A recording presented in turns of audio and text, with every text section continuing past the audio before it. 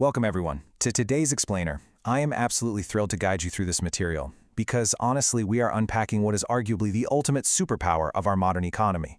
We're talking about intense, unbroken focus.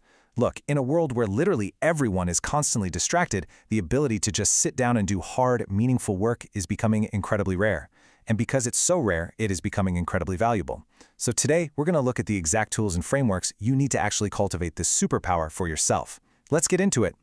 Here's our quick roadmap for today. We'll start with the focus superpower, then look at 4 scheduling philosophies, cover the rules of depth, check out some masters of deep work, and finally, wrap up with how to reclaim your focus. All right, starting right off with Section 1, the focus superpower. Okay, let's dive into this.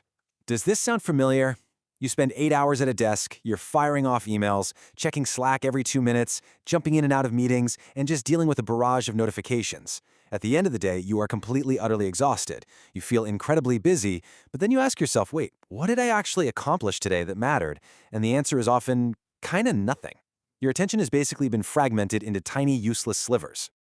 And this brings us directly to our source material for today's explainer. We're looking at the really brilliant concepts laid out in Cal Newport's book, Deep Work. Newport argues that resisting this modern trend of endless distraction isn't just about, feeling a little less stressed out. It's actually a massive economic and personal opportunity. It's like if you can step away from all the noise, you can essentially write your own ticket.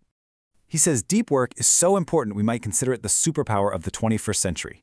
But why?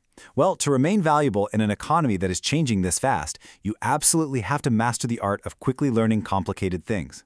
That's how you build rare, valuable skills. And to produce at an elite level, you need long periods of uninterrupted thinking. If you can do this while everyone else is just mindlessly scrolling their feeds, you possess a massive, almost unfair advantage. Now, what's really interesting about this slide is the stark contrast here. Over on the left side, we have deep work. This happens totally distraction-free, pushing your cognitive capabilities to their absolute limit to create rare, hard-to-replicate value. But over on the right, shallow work is non-cognitively demanding. Think answering basic emails or just moving data around a spreadsheet. It's easily replicatable by a beginner. Actually, scratch that. It's easily replicatable by a basic algorithm these days, and it's almost always done while you're distracted. Our goal here is to drastically shift our time away from the right side and heavily into the left. Which brings us to Section 2, 4 scheduling philosophies. This is how we actually build the habit. Because here's the thing. You cannot just rely on pure willpower to do deep work. It simply doesn't work. You need a system. Now, there are 4 proven scheduling philosophies. The secret here isn't to try and do all of them. That would be crazy. It's about choosing the one customized blueprint that actually fits your specific lifestyle and your specific career. Let's break them down real quick. First up is the monastic philosophy. Just like it sounds, this is all about isolating yourself. You maximize deep work by completely eliminating shallow obligations from your life. Think of computer scientists like Donald Knuth or authors like Neil Stephenson. These guys literally don't even have a public email address. It's incredibly effective, sure, but let's be real, disappearing completely just isn't very practical for those of us who actually have to answer to a boss or to clients. And that leads us to the bimodal philosophy. Here, you divide your time really clearly. You might dedicate a whole season, maybe a specific 4-day weekend, or even certain days of the week entirely to deep pursuits.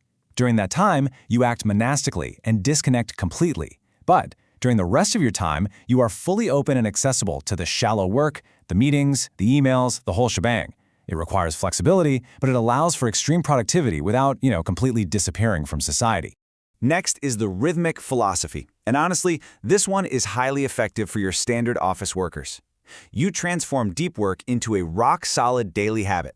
For example, waking up at 5:30 a.m. every single morning to write for 2 hours before the daily chaos begins. By doing it at the exact same time every day, you completely remove the friction of deciding when to work. You're just building this amazing, unbreakable chain of momentum day after day. Finally, we have the journalistic philosophy. This is for those of you with chaotic schedules who can shift into deep work mode on a moment's notice. Just like a journalist on a tight deadline, if a meeting gets canceled, boom, you instantly open your laptop and dive into an hour of deep focus. The famous writer Walter Isaacson actually wrote a 900-page book on the side using this exact method. But a quick warning here, this requires intense practice. Your brain has to be highly trained to snap into focus that quickly. Let's move to and see how this builds into Section 3, the rules of depth. So these 4 rules right here form a sequential defense mechanism for your mind. First, you have to build rituals to work deeply. Second, you must literally train your brain to embrace boredom instead of immediately reaching for your phone the second you're understimulated. Third, you have to dramatically rethink or even just flat out quit social media. And fourth, you must actively drain the shallows. Let's look a little closer at that last rule. So the crucial point is you have to be incredibly intentional with your time. First off, you need to schedule every single minute of your workday so you aren't just running on autopilot. You actually need to look at your tasks and quantify how shallow they are. Have a real conversation with your boss about a shallow work budget, like what percentage of your time should be spent in meetings versus producing actual value. And finally, enforce a strict daily shutdown. When work is over, shut down completely. No checking emails after dinner. Your brain absolutely needs rest to perform deeply the next day. Moving on to Section 4, Masters of Deep Work. Let's look at some proof of concept. And this brilliantly illustrates the concept. The legendary psychiatrist Carl Jung felt this intensely, noting that the feeling of repose and renewal in his tower was intense from the very start. See, in the 1920s, he was trying to break away from the ideas of his famous mentor, Sigmund Freud.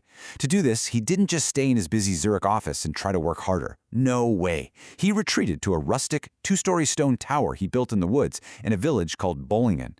Every morning, he locked himself in a private room to write and think without any interruption whatsoever. He used deep work as a literal weapon to outwit Freud and change psychology forever. Or let's look at a modern giant. Bill Gates famously conducted these things called Think Weeks.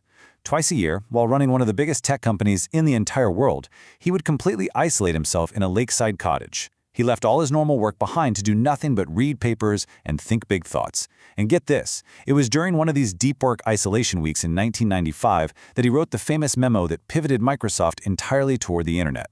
I mean, talk about generating massive economic value. Or consider J.K. Rowling. When she was really struggling to finish the final Harry Potter book, the distractions of her home office, the window cleaner, the kids, the dogs, it was all just too much. So she executed what's called a grand gesture. She checked into a luxurious, highly expensive suite at a 5-star hotel near Edinburgh Castle. By totally changing her environment and investing a significant amount of money, she signaled to her brain that this work was of extreme priority. And it worked, allowing her to finish her monumental series completely without distraction. And finally, Section 5, Reclaim Your Focus. I want to synthesize all this complex material into 3 immediate, totally actionable habits that you can deploy right after this explainer finishes. Number 1, decide today. Are you bimodal, rhythmic, or journalistic? Pick your philosophy. Number 2, take a 25-day break from your personalized, algorithmic social media feeds. You need to break that addiction cycle and reset your brain's baseline for focus.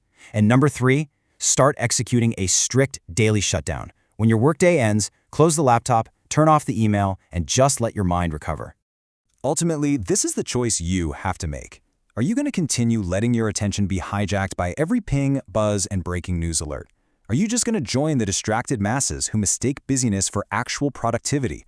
Or are you going to recognize the massive personal and economic opportunity that is sitting right in front of you? Resist the shallow trend and reclaim your mind. I want to leave you with this powerful realization from author Winifred Gallagher. I'll live the focused life because it's the best kind there is. At the end of the day, your world is simply the outcome of what you pay attention to. Thank you so much for joining me for this explainer. As you go about the rest of your day, what will you choose to pay attention to?